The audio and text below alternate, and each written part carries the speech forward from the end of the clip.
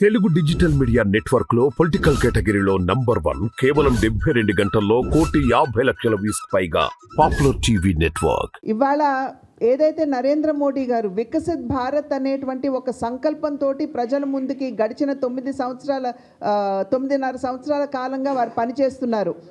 అంటే అభివృద్ధి చెందినటువంటి భారతదేశాన్ని 2047 కల్లా మనం చూడాలి అనేటువంటి ఒక సంకల్పం ఏదైతే నరేంద్ర మోడీ గారి కార్యాచరణలో మనం ఇప్పుడు చూస్తున్నామో దానికి బీజం అయితే ఆనాడు అటల్ బిహారీ వాజ్పేయి గారు వేశారు అని చెప్పి చెప్పడం ఇది అతిశయోక్తి కాదు అని చెప్పి మనం అందరం కూడా గుర్తించవలసినటువంటి విషయం.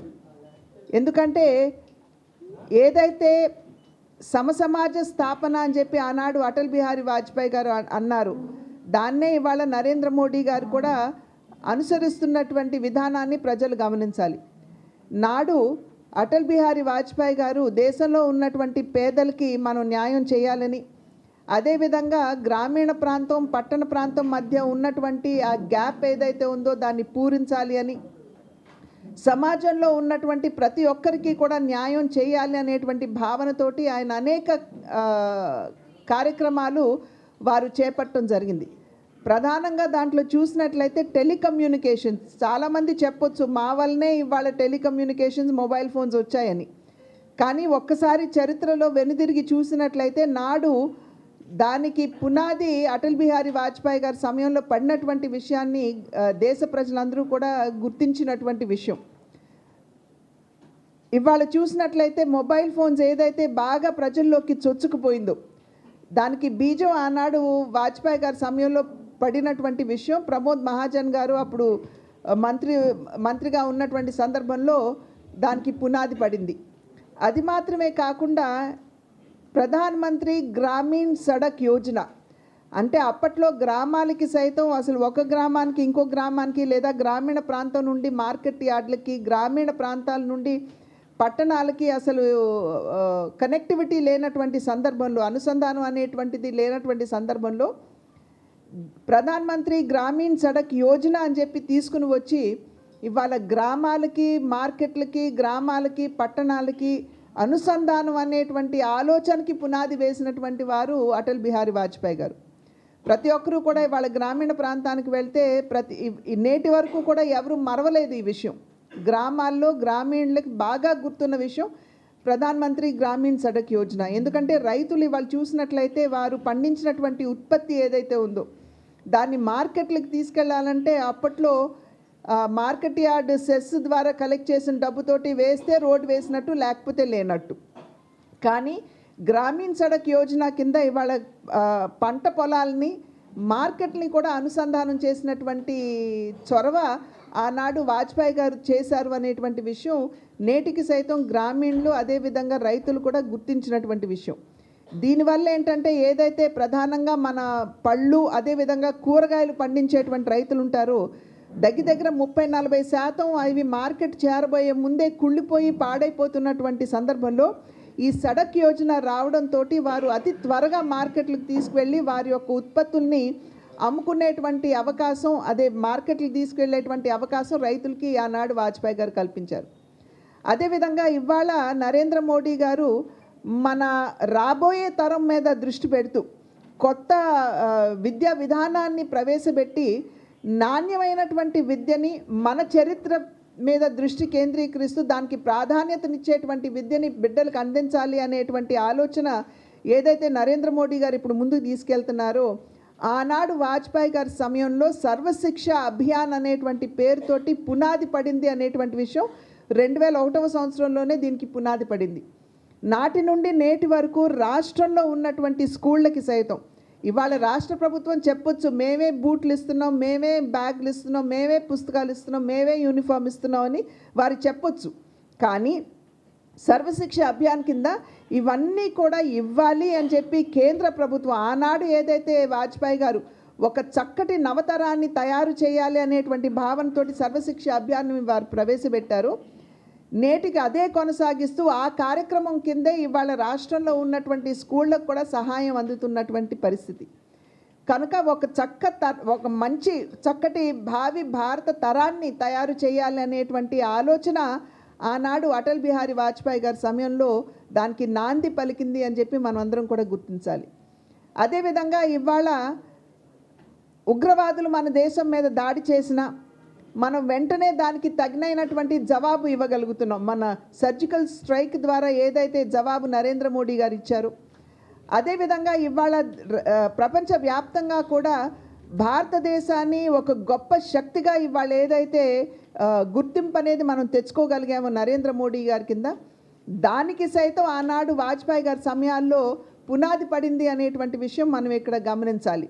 ఎందుకంటే పోఖ్రాన్ అణు టెస్ట్ ఏదైతే జరిగిందో, పరీక్ష ఏదైతే జరిగిందో, ఆనాడు యావత్ ప్రపంచం కూడా ఒత్తిడి మన మీద తీసుకొచ్చి మీరు అది చెయ్యకూడదు అని చెప్పినా ధైర్యంగా సాహసంగా ఆనాడు వాజ్పేయి గారి సహకారంతో, వారి యొక్క ప్రోత్సాహంతో, ప్రోద్బలంతో ఆనాడు కలాం గారు శాస్త్రవేత్తగా ఉన్నటువంటి నేపథ్యం పోఖ్రాన్ అణు పరీక్షని మనం నిర్వహించుకోవటం జరిగింది.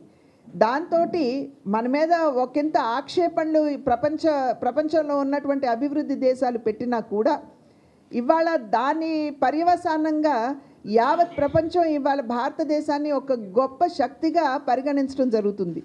ఎందుకంటే ఏదైతే మనం చెప్పామో అణు పరీక్ష మేము చేసుకుంటాం, ఎందుకంటే మాకున్నటువంటి పొరుగు దేశాలన్నీ అటు పాకిస్తాన్ని చూసినా ఇటు చైనాని చూసినా కూడా వారు మా మీద దాడి చేసేటువంటి అవకాశం ఉంటుంది కనుక మేము మేము బలంగా ఉండాలి, ఆ సందేశాన్ని ప్రపంచానికి ఇవ్వాలి అని ఏదైతే ఆనాడు వాజ్పేయి గారు ఆలోచించారో, భావించారో, దానికి అనుగుణంగా పోఖ్రాన్ టెస్ట్ నిర్వహించినటువంటి సందర్భంలో యావత్ ప్రపంచం గుర్తించినటువంటి విషయం ఏమిటంటే భారతదేశం ముందుగా సంతకం పెట్టింది. నాకు అత్యవసరం అయితేనే నేను అణుబాంబుని వాడతాను, కానీ లేకపోతే మేము అసలు వాడే ప్రసక్తి లేదు అని చెప్పి ఆనాడు ఏదైతే భారతదేశం చెప్పిందో దాన్ని విశ్వసించి యావత్ ప్రపంచం విశ్వసించడం జరిగింది. ఆ విశ్వసనీయత అనేది అటల్ బిహారీ వాజ్పేయి గారు తీసుకొచ్చారు అనేటువంటి విషయం మనం గమనించాలి. అదేవిధంగా పాకిస్తాన్తో మనం అంటే మనకున్నటువంటి సిద్ధాంతాల పరంగా మనం వేరుగా ఆలోచించిన, అనేక రకాలుగా మన శత్రుదేశంగా మనం భావించినా కూడా కింద ఉన్నటువంటి ప్రజల్లో ఆ భావన రాకూడదు. పొరుగు దేశం కాబట్టి మనం అందరం కూడా కొంచెం కింద ఉన్నటువంటి ప్రజలు ఒకరినొకరు అర్థం చేసుకోవాలి అనేటువంటి భావనతోటి అనేక కార్యక్రమాలు కూడా ఆనాడు వాజ్పేయి గారు చేపట్టడం జరిగింది. దాన్ని అద్వానీ గారు ముందుకు తీసుకెళ్ళటం జరిగింది. కనుక ఏదైతే ఒక అభివృద్ధి చెందిన భారతదేశాన్ని 2047వ సంవత్సరానికి మనం చూడాలి అని చెప్పి భావిస్తున్నామని నరేంద్ర మోడీ గారు పదే పదే చెప్తూ అనేక కార్యక్రమాలను వారు ప్రవేశపెట్టారు.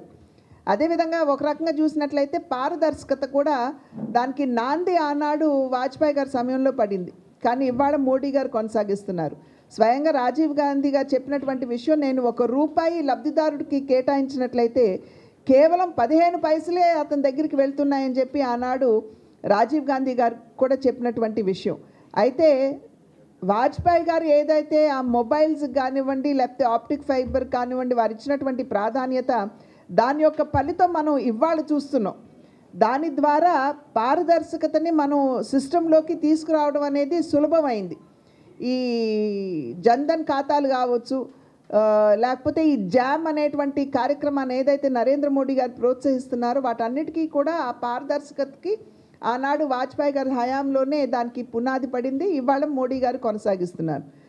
ఇవాళ ఎందుకు మనం ఇట్లా సరిచూసుకోవాల్సి వస్తుందంటే భారతీయ జనతా పార్టీ ఇవాళ ఒక మాట చెప్పి రేపు నాలుక మడత పెట్టి మాట మార్చేటువంటి పార్టీ కాదు.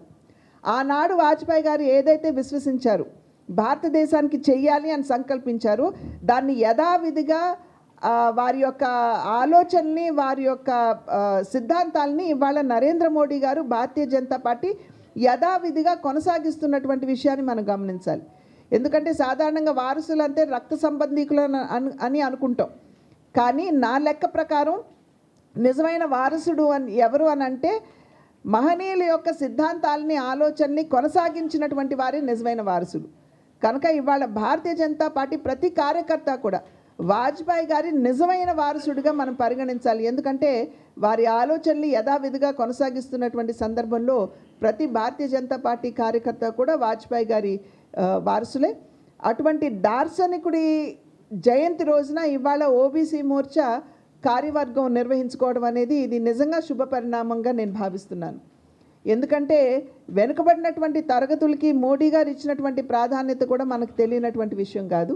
కనుక వారు స్వయంగా వారు ఓబీసీ, వారు ఒక వెనుకబడిన తరగతి నుండి వచ్చినటువంటి వ్యక్తిగా వారు అనుభవించేటువంటి బాధలు ఇబ్బందులు వారికి తెలిసినటువంటి సందర్భంలో వారికి న్యాయం చేయాలి అనేటువంటి భావనతోటి బీసీ కమిషన్కి ఇవాళ చట్టబద్ధత కల్పించింది కూడా నరేంద్ర మోడీ గారే.